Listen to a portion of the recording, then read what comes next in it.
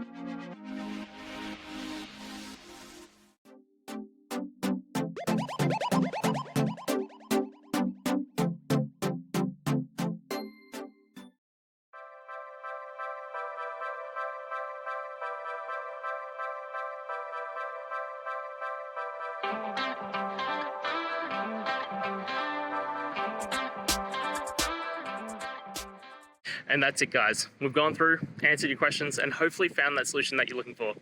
If we did, please hit subscribe. I'd really appreciate it. And until the next time you need technical help, I hope you have a good one.